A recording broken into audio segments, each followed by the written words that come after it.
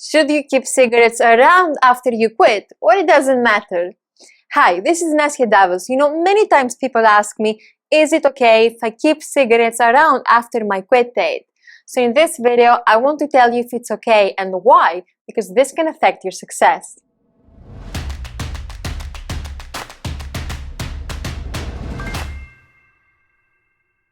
Before we get started, subscribe to this channel and hit the bell button so you can get notified when we release more videos that will help you quit smoking. Okay, so what many people do after their quit date, and maybe you're doing this too, is that you keep cigarettes around, you save them in the closet, your car, a cupboard, anywhere, just in case you need them. And that helps you feel in control, it helps you feel safer. But the truth is that if you choose to save cigarettes around after your quit date, it's because you're not taking the leap. You're afraid to let go. You're not 100% invested in your quit. And of course, when you're not fully invested, you're not going to be fully disappointed. So you're protecting your emotions in a way. But this is not helping you, and I'm going to tell you why.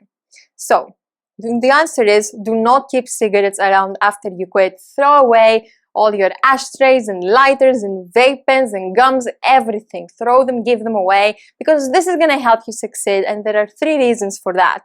The first reason why you shouldn't have cigarettes around after your quit date is that this increases the fear of not smoking.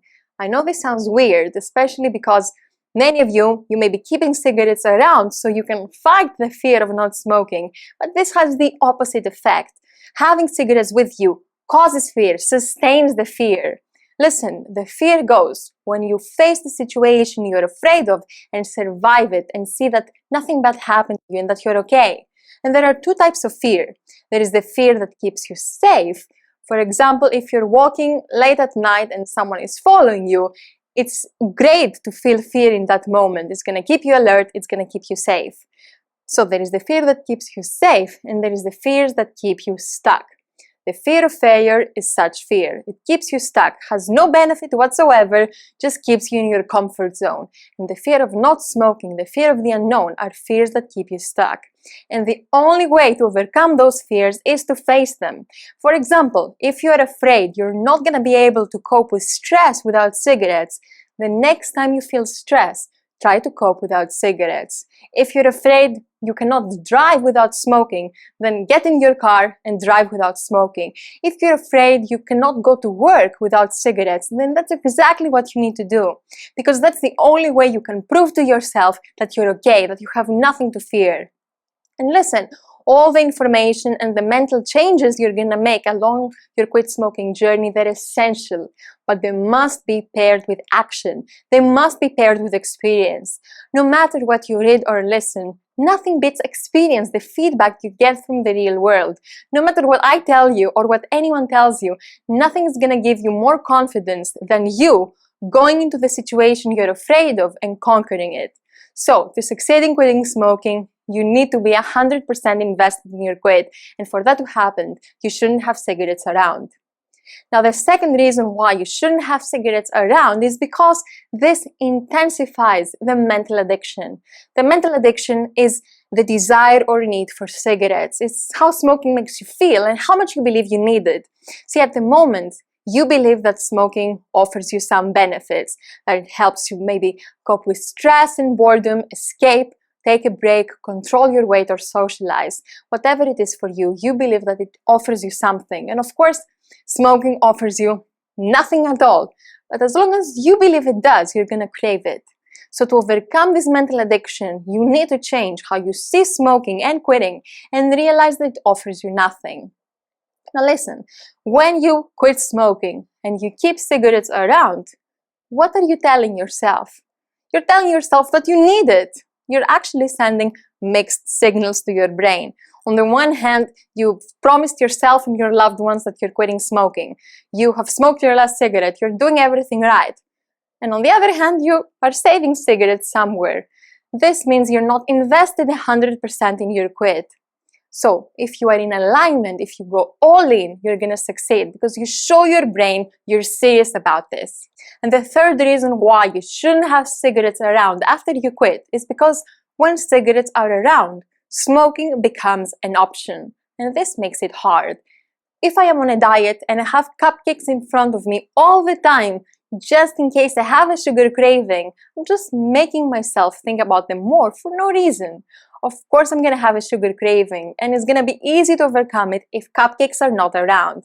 Listen, you have nothing to prove by resisting cigarettes. Like they say, out of sight, out of mind. When cigarettes are not around, your mind can easily move on. Like imagine you save cigarettes below you under your bed.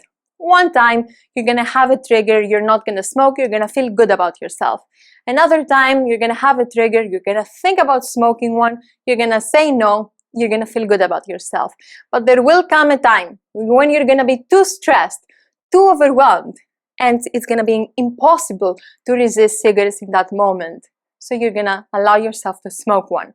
You're gonna have one, you're gonna have two, you're gonna have 3 cigarettes, and then you're back to smoking. At least when you have to drive to the store, you give yourself some time to think it through. But when cigarettes are there, you're always one step closer to smoking one. Now, what happens if your spouse smokes or if you live with other smokers? Listen, everything I'm telling you is not about hiding from cigarettes. You're not gonna live in a non-smoking island and hide from every smoker. This is not realistic. This is not what we want. This is not what we're talking about. What I'm showing you is about the mental addiction, is about what you teach yourself, what you communicate to yourself. Listen, if you are done with smoking, it doesn't matter who else is around you. It doesn't matter if they smoke, how much they smoke, because nothing is stronger than a mind made up. So if you're quitting smoking, you must do it first and foremost for you. You have 100% responsibility for your success and your failure. It's not your spouse's responsibility, your children's, your parents', it's just yours. And if you really take this in and own your quit attempt, I promise you it's gonna help you succeed. Now, it's important to point out that not having cigarettes around, this is gonna help you if you're ready to quit. Of course, you may never be 100% ready, but you will know it's time to do this. So if you are ready, it's gonna remove obstacles along the way, it's gonna make things easier for you. Not having cigarettes around is not going to stop you if you really want to smoke. I've done this, maybe you've done this too. We say, I'm gonna quit smoking, we throw away cartons of cigarettes that cost a lot of money and then go to the store and buy a pack anyway. So if you go out of your way to buy cigarettes, it means that you still find some benefits in smoking. So you need to focus on that. You need to work on that. It means that the mental addiction is still a barrier for you. But if you're ready, not having cigarettes around is going to help you, because when you have cigarettes around, this sustains the fear of not smoking. It reinforces the mental addiction, and when cigarettes are around, smoking becomes an option. So not having them, you remove all those obstacles from your way. But if you're not quite ready yet and you need to work on your mental dependence, make sure you get the foundational video of the CBQ method. The CBQ method is a 4-stage psychology-based method that helps you overcome exactly that, the mental addiction. The mental addiction is the biggest part of the smoking addiction. It's the problem and the solution.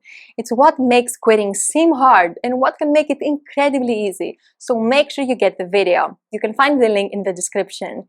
This video honestly is the best thing you can watch right now if you want to put a good foundation for your quit attempt.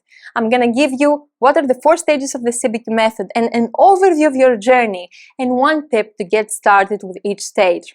Also, you're gonna realize what's missing from your quit attempt. And this video is just gonna put you in the right mindset, so go watch it now.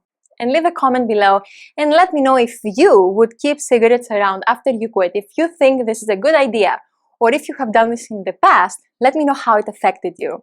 And subscribe to this channel to get more videos that will help you on your journey. Thank you so much for watching, and I'll see you in the next video.